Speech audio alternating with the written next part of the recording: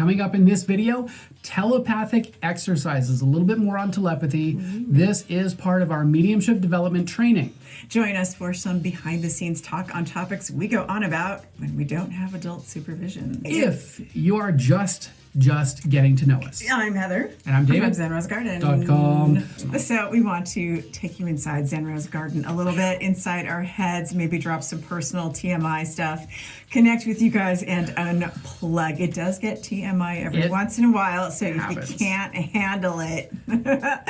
Chandra the Strange. Says, yo, how was your guys' day? We just got back from all-you-can-eat sushi. It was just one of those days when I woke up and I was like, I think I got up on the wrong side of the magic air carpet. No, you got Magic carpet. You got up on the right side of the sushi tray. That's okay. Because we ended up going to sushi. Let us know where you're watching from, and one special thing about where you're at. We want to know. When you tell me something unique about your place, I will go and I will research that place. We live in a tourist town. I grew up in this town. And so when I go to other places, I like to see the local stuff. So we'll usually find a really cool local dive restaurant bar, something really cool and groovy. Not dive bar like in the bad part of town, but that seems like it's a local place, and we'll ask locals where's the best place to go. Yes. We want to talk a little bit more about telepathy today because we got to some strange conversations over sushi lunch today, and we were like, what are some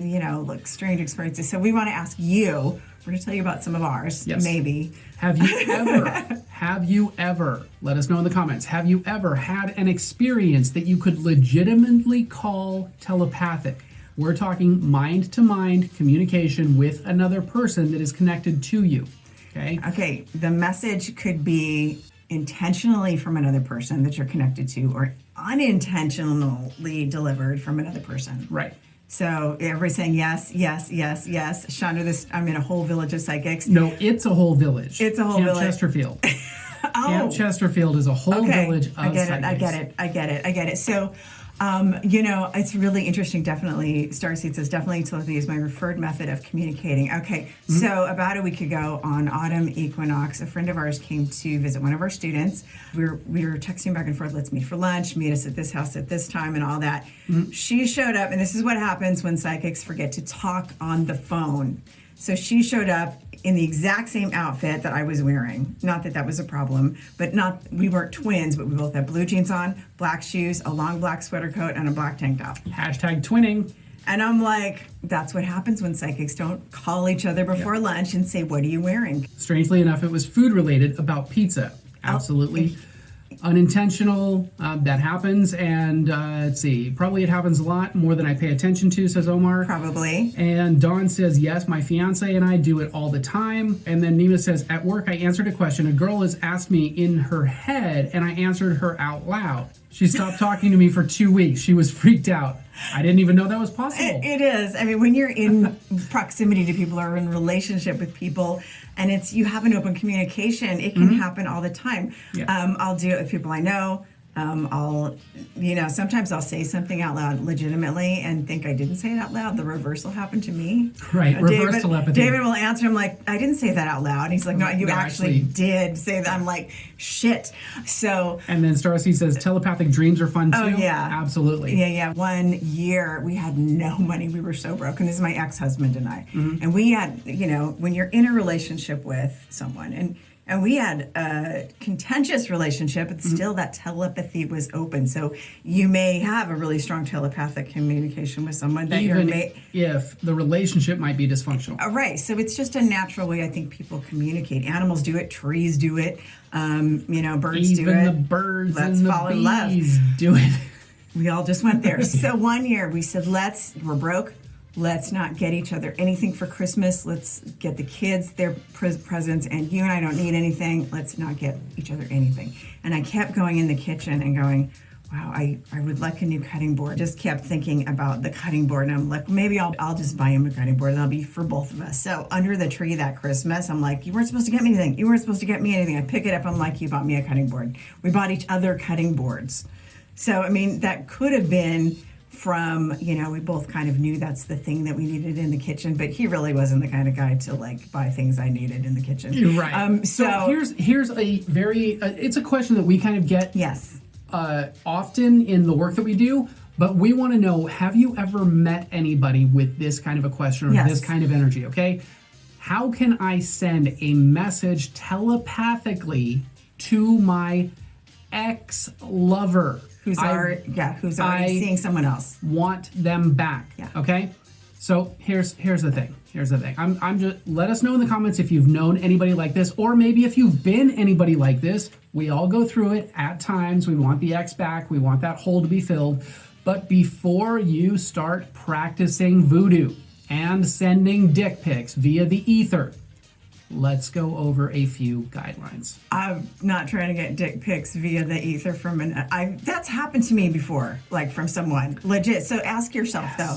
Let's talk about it. It can get we can cross boundaries because sometimes we think that things are okay because it's psychic and it's not. Because it's psychic, nobody's gonna know. So ask yourself: would it be weird if you called this person in real life? Right. If you want to send a love message, for example, to, let's go with Channing Tatum, okay? Okay. Do you actually know him in real life? Would it be weird if he got a call from you?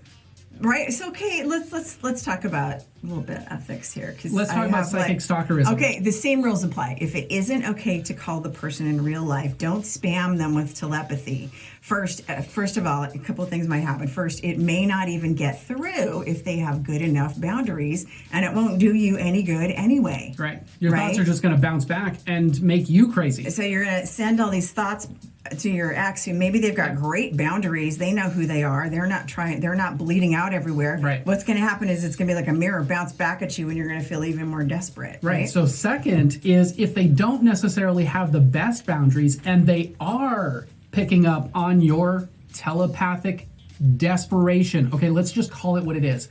Telepathic desperation. Okay. We're creating new terms today. They're going to get massively creeped out and feel threatened and may not know where that's coming from. That's happened to me too. I mean, I apologize to any of my exes that I have done this to. I know I can be strong, but Lord says, you broke my heart, David. I can't telepathically send love into Channing Tatum. I think he's probably safe. I think a lot of people that are risen to that level have built their boundaries up over time because I don't think you can be in that big of a position and not have learned to build your boundaries because people are always thinking about them, right? So that's happened to me before, though, when I've had an ex like send something in. It's like, and it just feel creepy, right? Starseed, OMG. I thought you said telepathic masturbation.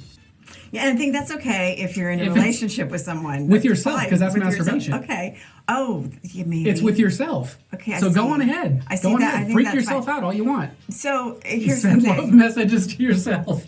All you want. Dear God, this is just going somewhere. TMI, Nima says. Is there like a rated R like warning sign we can put like NC-17? So the last thing they should psychically know.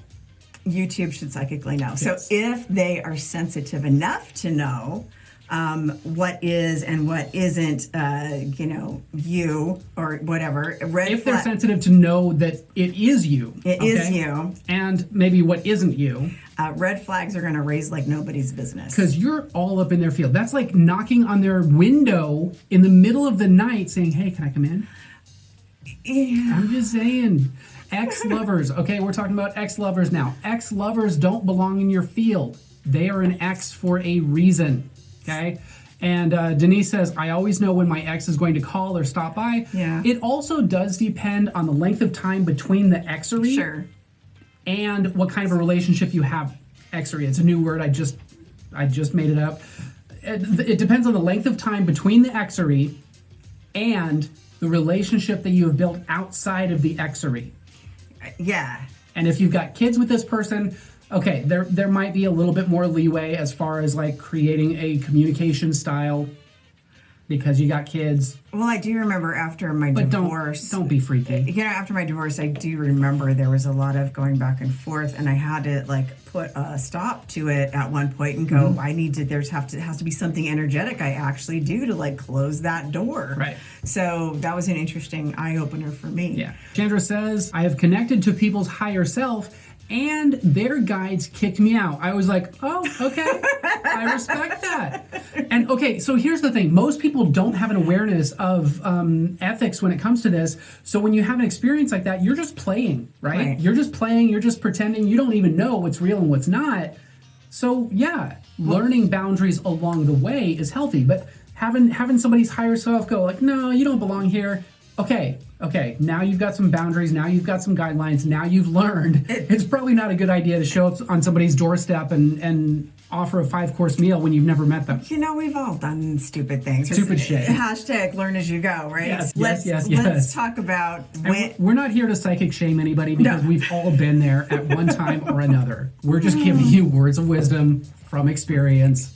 Well, also from like different experiences with people that we've helped through this kind of stuff. Because I mean, it's no joke when your heart's broken. It absolutely is not. You know, we've helped people through this kind of thing before, but also kind of when you're leaking out your own energy to somewhere where it doesn't belong. And that kind of goes to this kind of scenario that we've seen is when is a telepathic message that you think you're receiving from an ex not a telepathic message? So a lot of people, and this is a fairly common thing, especially in this field, a lot of people want to send messages to their ex-lovers that they want back because they know psychically, spiritually, according to some big old unicorn somewhere, that there must still be something there.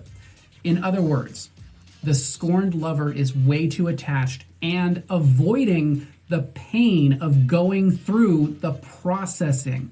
Well, yeah, one girlfriend said to me when I first started dating again after 18 years of being married, 20 years of being with the same person. I was like 18 years old again, mentally, I guess, in my dating age. Right, back to 20 years old, dating age, back when I got divorced. And she's like, and I was kind of confused about the dating thing. And she's like, look, plain and simple, let me make it easy. If a guy wants to be with you, he's going to be with you. He will cross the desert for you. He will cross the desert. This one did. This guy actually And did. I'm like, oh, okay, catch and release, done, got it, swipe left, okay. Yes. So if a person wants to be with you, they will want to be with you. They will prove it to you. Well, okay? I think it's about keeping one foot in the real world and one foot in, you know, because the magic is the magic and we love the magic, or else it wouldn't be magical. So, so basically, here's what happens. When you got somebody way too attached, they are psychically stalking their ex, right? And I've been guilty. I've done that before because I didn't know. And Chandra says, mental obsession over an ex creates astral hooks, and it's no bueno. Yes, absolutely, that is one good way to put it. So sometimes they may feel a telepathic message that they're receiving is a message from their ex who wants them back. Even though the ex is remarried and moved on. Even though, absolutely, they've moved on, they really don't have any intention of coming back. They don't have a desire to come back. They're emotionally done with the relationship, and they've emotionally moved on. Energetically moved on. So this is a situation where one of those first scenarios might be applying where you're hopeful, wishful thinking. Their boundaries are like a message, and you might be sending a telepathic message to them, but it's kind of reflecting back and bouncing back, kind of like in those sci-fi movies, off their force field, and it's going in a loop. Off their forehead. And you think it's like a message from the future, but it's really your own message coming back to you, you know, those sci-fi movies. So that's kind of really what happens to people. Yeah. But then they get attached to, they're sending me these messages. They really aren't happy in their marriage, and it becomes this obsession that borders on... They want to leave their marriage, and they want to come back to you. That is... Get over it, please. So please process the emotions that you're running from. Yes, I am calling you out. I am calling you out.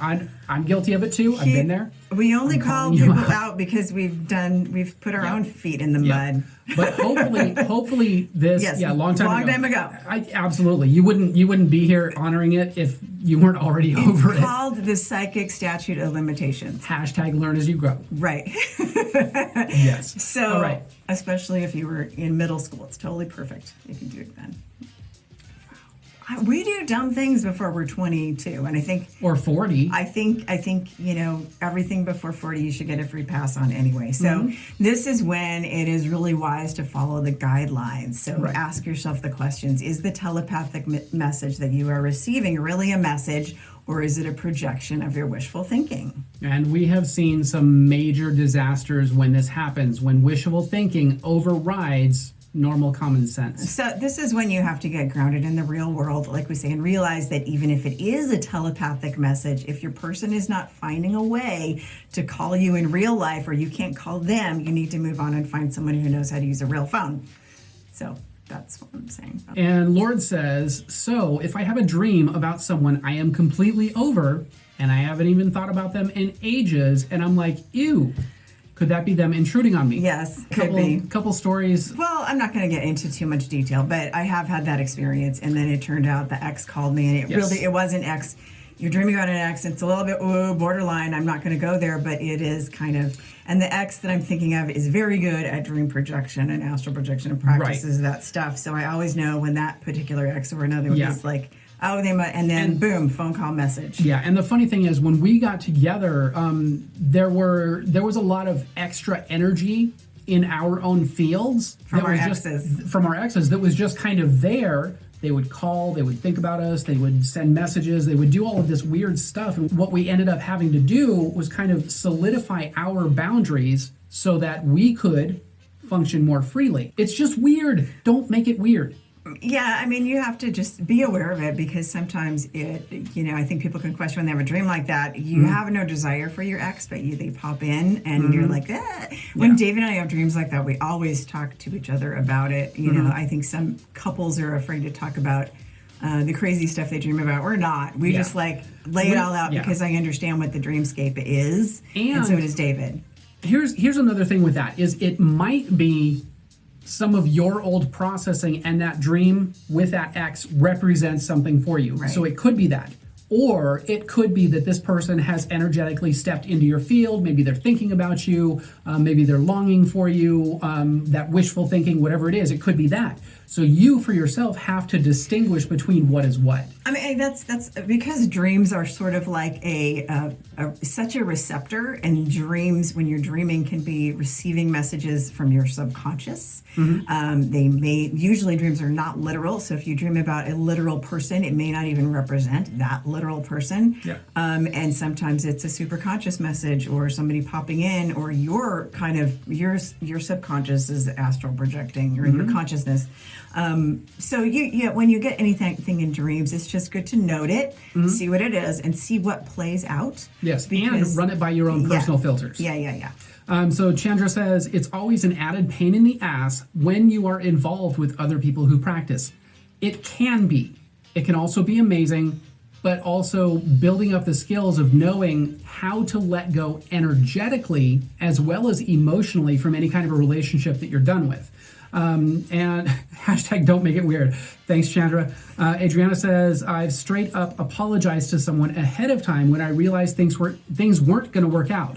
I felt so strongly about him and us. I said, I apologize if you feel it sometimes. I've done that. Love that. That is kind of like ethical breakups for psychics, right? Yes. I totally love that. I just think that's kind of incredible. I've done that too, because you know that those emotions are intense, and especially when somebody is sensitive or is psychic, it's a good idea to go, you know what, it's a hard thing, it's not going to work out between us, but I'm going to apologize ahead of time if you feel my longing for you sometimes, but know that it's not necessarily for you. I'm just working through my stuff. I am sorry if it does get on you, or if you pick up on it. I'm not doing it on purpose. Well, that's kind of nice. That's an ethical, And I've had to do that just like Adriana had to do that. I've had to do that in past relationships. People can get themselves wound up when they receive a telepathic message or information that they don't have all the info on yet, and sometimes can apply too much meaning to it and run with it,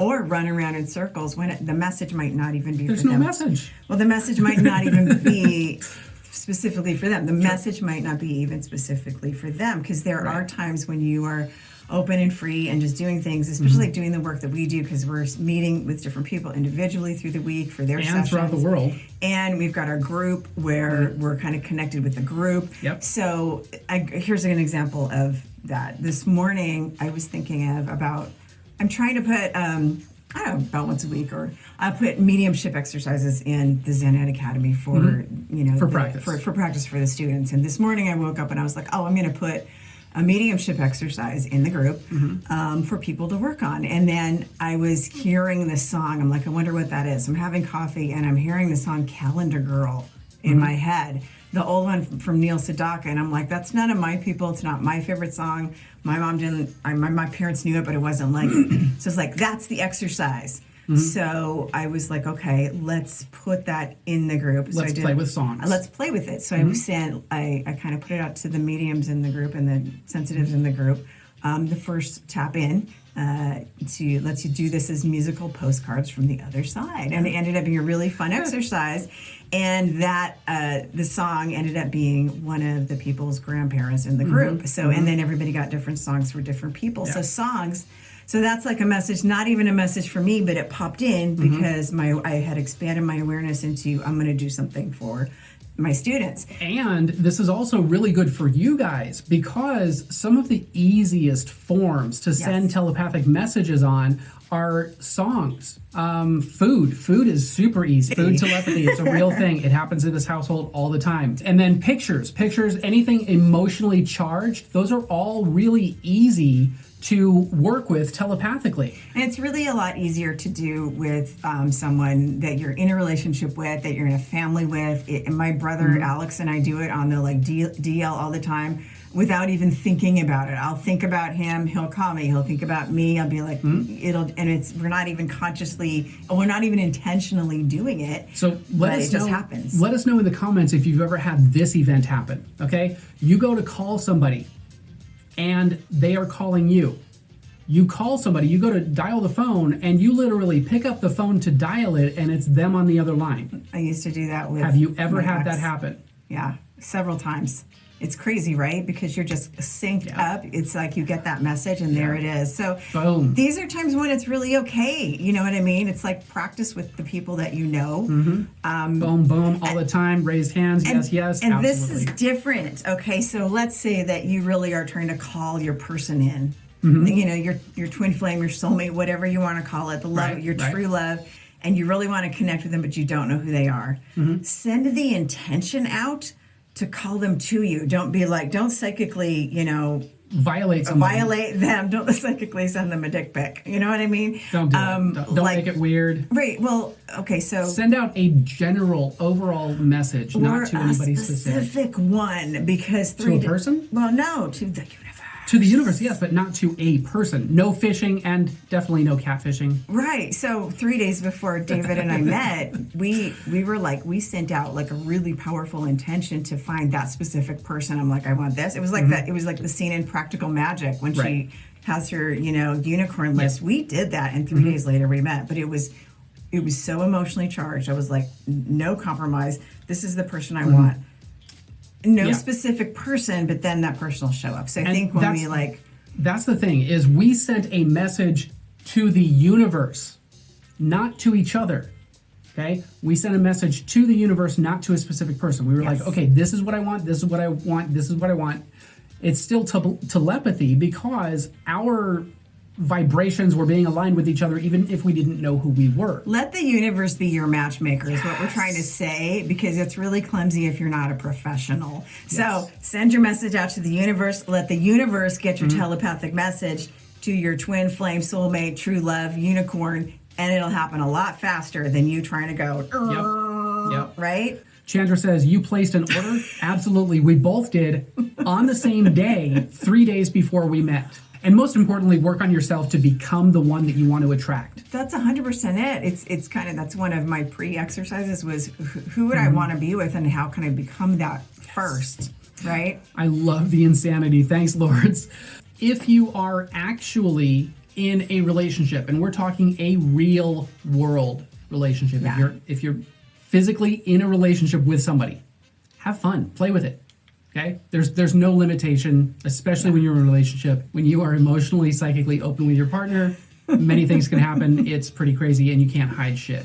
We'll be back to chop it up with our YouTube fam. Hashtag YouTube fam. Hashtag faster than 2 shakes of a unicorn's tail after he's pooped rainbow frosting on your carpet. If you like this video, hit that like button. And for more live hangouts, behind the scenes secrets, and mind hacking pro tips, be sure to subscribe. And click that bell.